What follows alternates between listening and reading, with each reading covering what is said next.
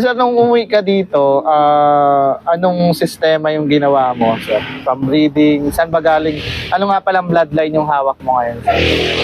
Ang hawak ko ngayon, Garuda Stitch, galing doon sa kaibigan ko na taga-Italy din. May ibon siya sa Batangas. Nung uwi ako dito ng Pilipinas, sabi niya, pre, bayaran mo na lahat yung ibon ko kasi hindi ko naman maasikaso. Bari nasa 15 pieces yun na, binili ko lang ng 20K. Lahat na yan. Nagkaroon ako ng, may ibon din siya na inbreed na galing kay, na Batanes champion, galing kay Ex Machina. Kay Ex Machina. Meron din siyang mga inbreak na line. Ibig sabihin, ilang ibon yung naumpisahan mo na yan? Yun, nag-umpisa ako dun sa 15 na yun, 15. pinag-breed ko.